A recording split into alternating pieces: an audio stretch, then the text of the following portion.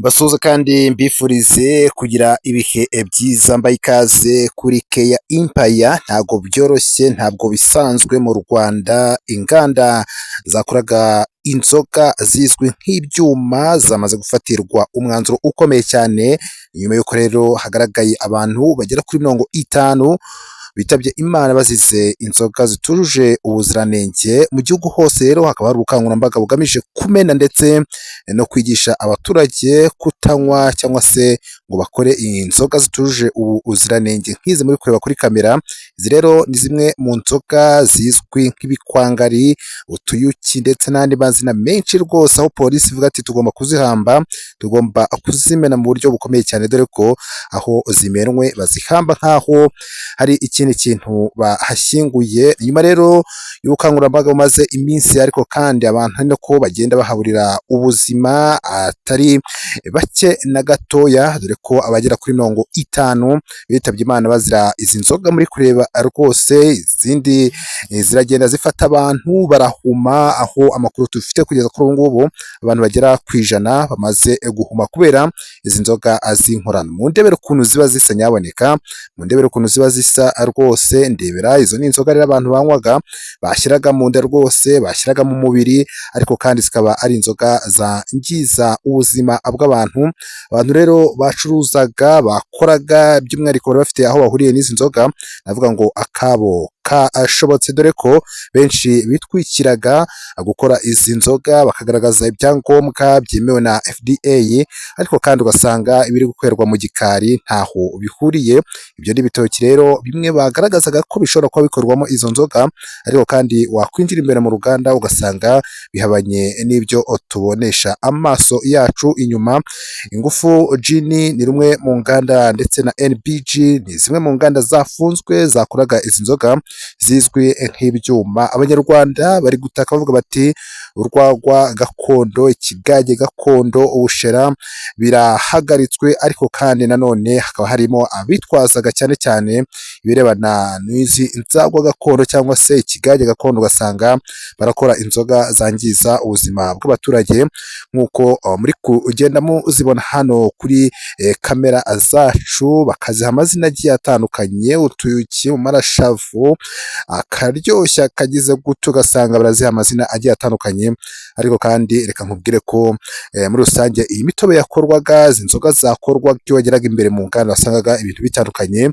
FDA rero, leta y'u Rwanda, ikaba imaze gusohora itangazo rikomeye cyane rireba zimwe mu nganda zikomeye zakoraga izi inzoga zizwi nk'ibyuma. Muri izo ku ikubitiro harimo Ingufu Gin ndetse na NBG Limited mu nganda z'inzoga zafunzwe, nk'uko bigaragara mu itangazo dufitiye kopi.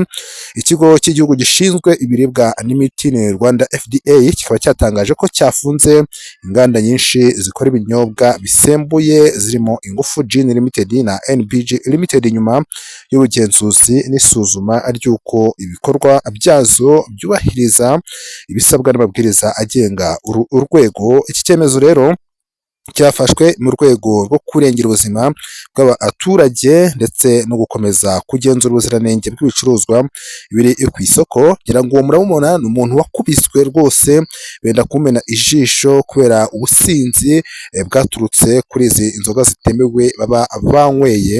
Ngira ngo urabona ko ijisho rwose arapfutse, nta kindi cyabiteye n'izi nzoga turi kuvuga zirebana n'ibyuma ndetse n'utuyuki n'izindi zitandukanye, usanga abantu banywa bagata ubwenge. Abantu rero nk'abangaba wasangaga biteza amakimbirane mu muryango, wasangaga biteza kurwana bya hato na hato rwose.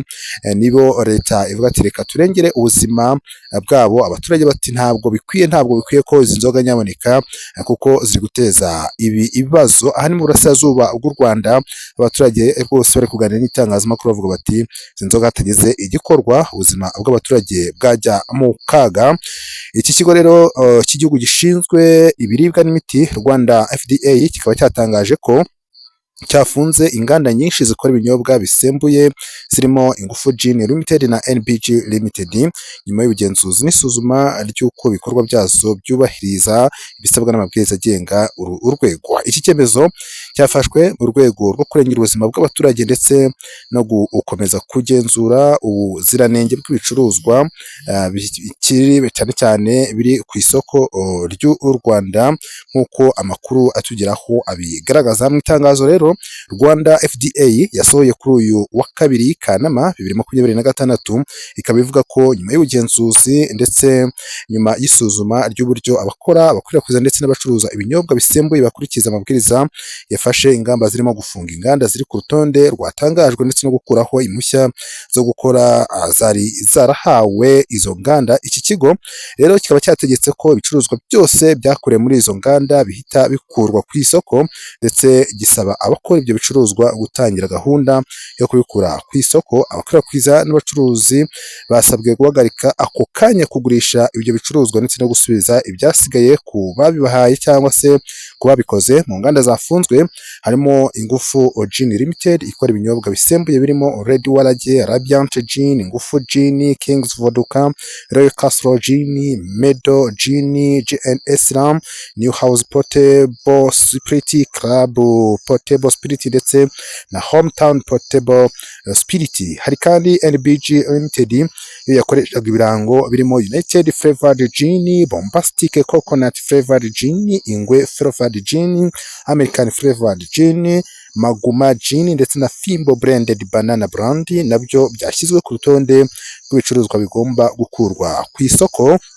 Skydrop Industry Limited, African Buffalo Limited, Nopa Company Limited, Roots Investment Group Limited, Rugari Agro Processing Company ndetse na Zongru Industrial Liability Company Limited nazo zafunzwe. Rwanda FDA rero ikaba yasabye abaturage guhita bahagarika gukoresha ibicuruzwa biri ku rutonde rwatangajwe. Yanasabye abakora n'abacuruza ibinyobwa bisembuye kubahiriza amabwiriza yatanzwe, aho yavuze ko kutayubahiriza bishobora gutuma hafatwa izindi ngamba ziteganywa n'amategeko. Iki kigo kikaba cyongeyeho ko ibikorwa byo kugenzura bikomeje kandi ko hazatangaza urutonde rundi rw'ibindi bigo bishobora gufatirwa cyane cyane ingamba mu gihe isuzuma rizaba arikomeje. Rwanda FDA rero ikaba yashimangiye ko izi ngamba zigamije kurinda ubuzima bw'abaturage ndetse no kureba ko ibicuruzwa bigera ku isoko byujuje ibisabwa. Iki cyemezo gifashwe nyuma y'amasaha make Rwanda FDA itangaje ko yahagaritse impushya zose zo gutumiza mu mahanga etanol izwi kandi nka neutral spirit. Yanahagaritse gusuzuma ubusabe bushya bwo kuyitumiza. Ingufu Gin rero na NBG Limited ni zimwe mu nganda zafunzwe zari zikomeye cyane mu gukora izi nzoga ahanini zirebana n'ibyuma cyangwa se izo twita ama arikeri. Ubukangurambaga rero leta ikaba ikomeje kugenda ivuga ati uko byagenda kose zigomba kuvanwa ku isoko ry'u Rwanda kuko zigira uruhare mu kwangiza ubuzima bw'abaturage. N'inzoga rwose hanini zitizwa umurindi n'abantu bavuga bati zigura makeya, ariko kandi ngira ngo murabibona ko zitirakiranyije muri ariya amapipa bavuga bati reka tuzimene nyaboneka. Comment yawe rero irakenewe muri comment room yacu kugira ngo nawe nimba ushyigikiye ko izi nzoga nyaboneka zimenwa ziba zinuka kubi. Hari abantu bazinywa ugasanga wagira ngo ntibiborosa rwose, ukumva umwuka mubi. Ndebera ukuntu bisa nyaboneka. Mukomeze mugire ibihe byiza.